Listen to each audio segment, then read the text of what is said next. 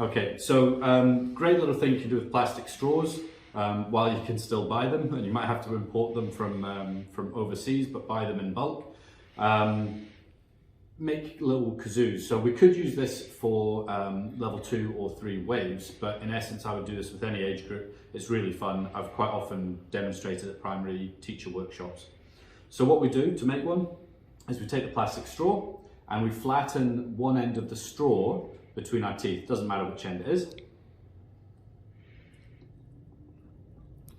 then once we've flattened that slightly, we should be able to cut the little triangle pattern. That's going to be our reed. So I'm just slicing off a little triangle of that flattened straw either side, and then hopefully you can see that. And you pop it in your mouth, and this little bit takes a bit of practice sometimes. Flatten it down, and then you're going to blow through it, and you might just have to adjust where it is in relation to your lips and your tongue until it works. So then you're going to blow through, and that's going to vibrate and hopefully make a sound.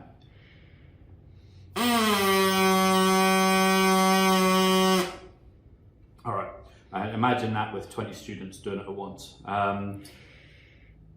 Lots of really cool things you can do with this in terms of once you've got it working, we can relate the frequency of the sound to the length of the tube.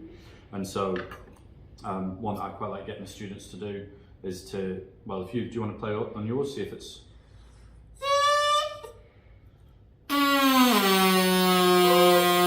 You can probably hear a bit of a difference there, but if you take one of them, you've got to be very careful with your fingers at this point.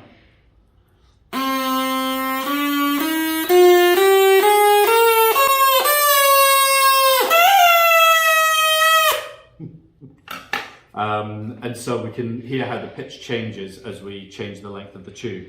And then you can get into some really cool ideas. I think when we've done it before, we've linked them together. Yeah, so you can take multiple straws, and the way to do that is just to cut a single incision parallel with the straw at one end, and then you should be able to link these straws together. And so you're changing the length by quite a lot. Another thing I think that we've done before is to cut little holes. So I have a hole cut out of mine already, and all you do is you use scissors, cut it on one angle, cut on the other, to cut out a triangle out of the top, and then you can put your finger over top, and then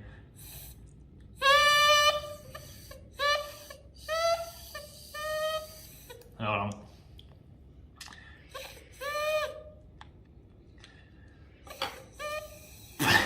It sometimes gets really hard to actually, when you cover the hole, if it's too short at that stage, then covering the hole actually stops the sound being generated. So I'll try one. Oh, well done, Andrew. Yeah. I'll try one with a slightly longer straw here. So heaps of fun, low cost. It's a great little way, to finish the term if you're not tying it into a sound topic. This might be a bit too deep of a hole. We'll give it a go.